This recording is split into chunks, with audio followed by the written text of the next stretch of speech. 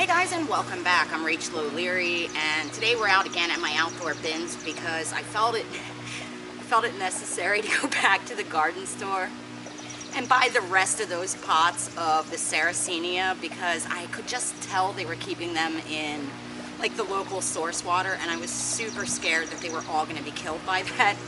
And they were such a good price. I'm going to share them with a few of my carnivorous plant friends at cost and just make sure that they're not getting annihilated. I've also reached out to a few different aquatics companies. First was Fluval to see if they had any products that were really unique for summer tubbing that I could sort of try out, and Fluval sent me another pond pump. So I also had another one of these boxes, so I thought we'd make another one of my DIY Waterfall Bog Filters for the big 300-gallon. This will allow me to put some plants in the back that'll get substantially taller, and I think it'll give it a great overall effect as well as increase the beauty of the auditory component of that tub. But what's more exciting is that they also sent me some of the large floating planters, and I really like this product. It's probably my favorite floating planter. Way better than the ones I made. They have a nice deep bucket, and the fabric holds up really well for years.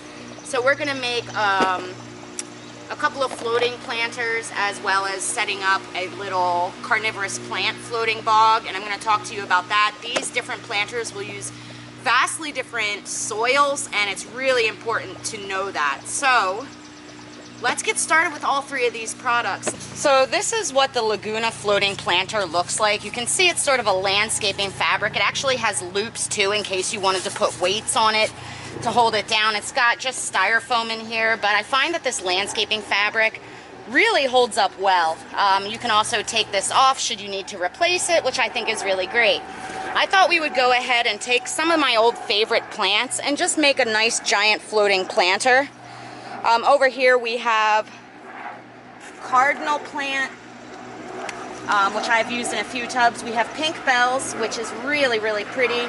We have some water zinnia, some creeping jenny, and some more of that small pennywort, which is the hydrocotyl umbellata, as well as I really fell in love with this plant the other day, the sunset loosestrife.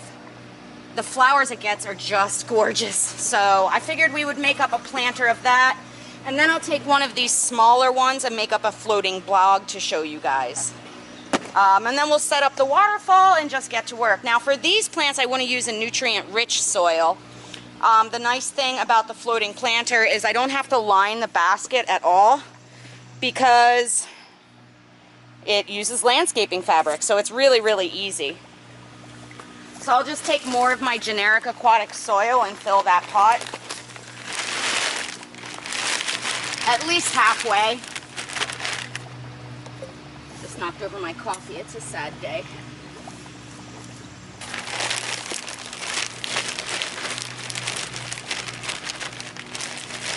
This again is just my generic aquatic soil from my local nursery, which happens to be Stoppers at Kissel Hill.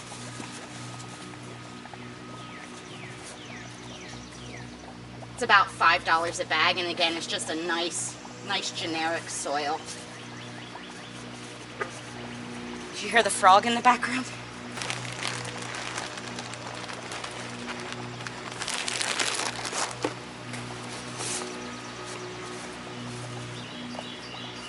You have to sort of press the soil down when you're filling this, otherwise, you know, the fabric sort of collapses upon itself. So this particular plant is not one I've worked with before. But it says it gets about 3 feet tall, and again what's important to me is it supports our pollinators. It is not hardy in this zone, but it'll probably overwinter in the greenhouse. And it can go up to 6 inches deep in the water, and you can see there's actually 4 plants here, which is really great. This is an example of the tags that are on the particular pond plants I buy at my local nursery, which are easy pond plants, whatever that means. Again, I'll just loosen up this root ball so that it'll have an easier time. Oh look, there's another one starting there. It's a good thing I got it out of that pot. And this one I'll probably put in the center just because it's so large.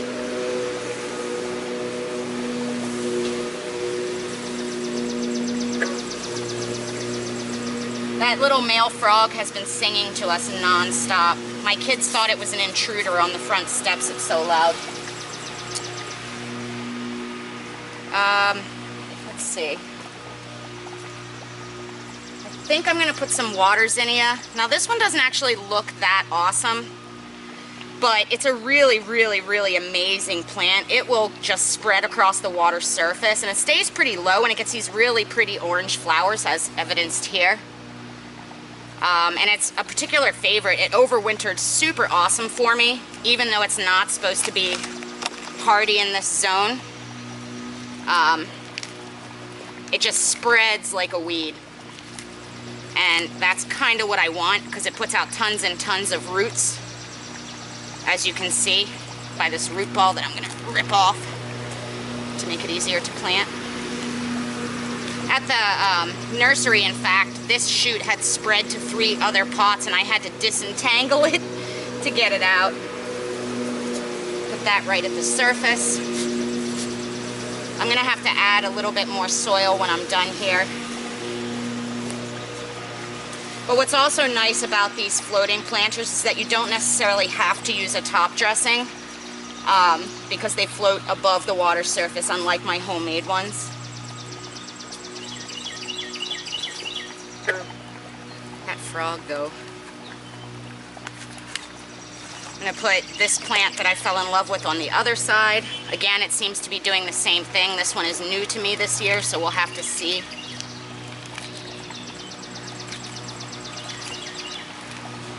Tell you guys, it was like 40 degrees here this time last week, and now it is almost 90. It is blazing hot.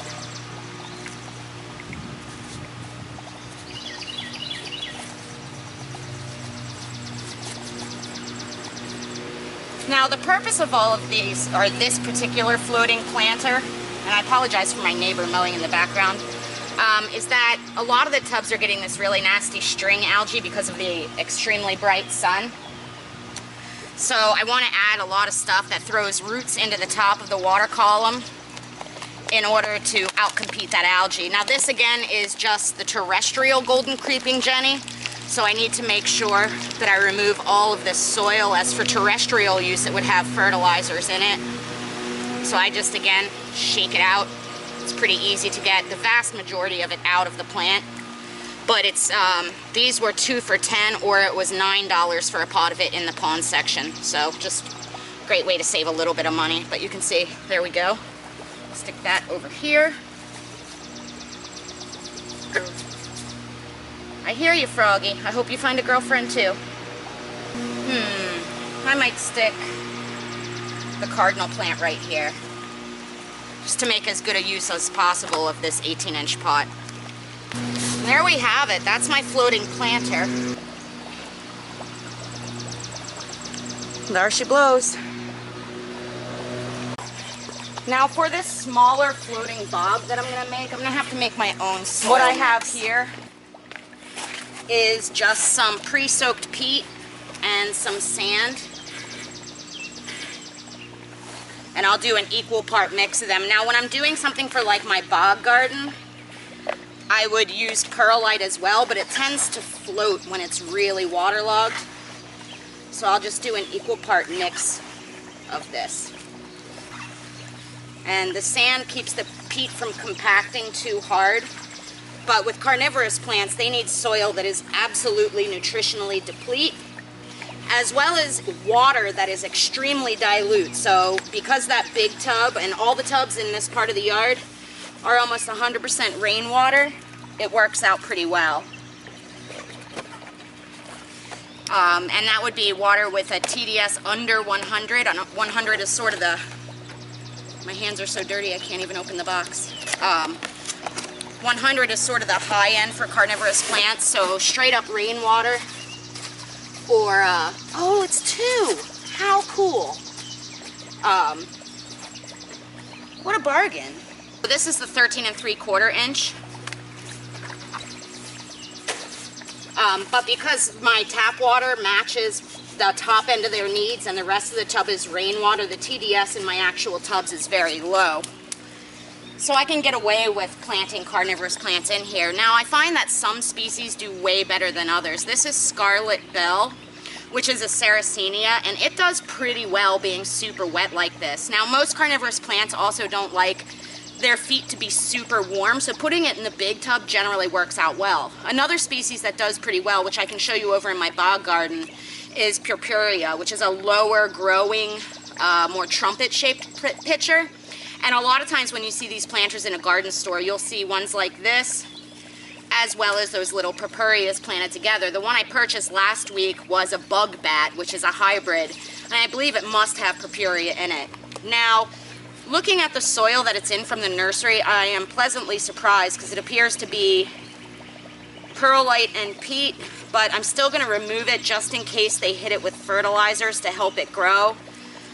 You would think someone that is growing carnivorous plants would know better, but rather safe than sorry. So I'm going to remove as much of that as possible to put it into my totally inert soil here. Now this is a huge plant. For $10, I mean, that's part of the reason I went back and bought all that they had left.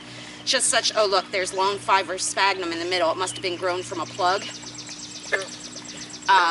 For this price, you know, if I were to buy this online, it'd probably be closer to $20, maybe even more for this size maturity of plant. And when you plant them, you want the crown to stay above the soil so it doesn't rot. And I'm just going to put 2 in here.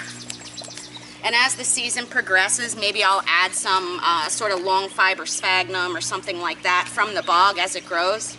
You can really see on this one how it's just a long fiber sphagnum plug here in the middle to support that rhizome. As I'm doing this, I'm going to go through and remove any dead or really horribly compromised pitchers, just so that as they start to grow, they have the best chance possible.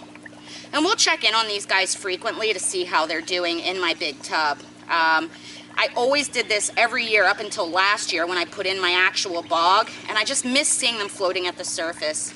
Now when it starts to get cold and I break down all my other plants, I will just simply overwinter these next to the bog, covered up with some winter cloth and some pine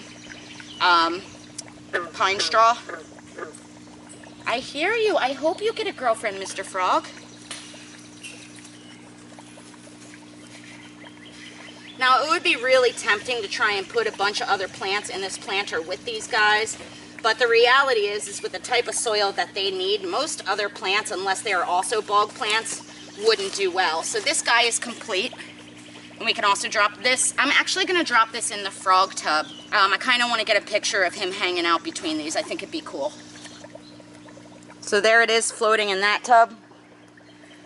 Everything's really coming together out here. I didn't realize I was going to have one more planter. I do have quite a lot of those Sarracenias, so I think I'm going to take this other tiny pot and just place my creeping Jenny and this hydrocotyl that I picked up into it, and I'll use my normal soil for that.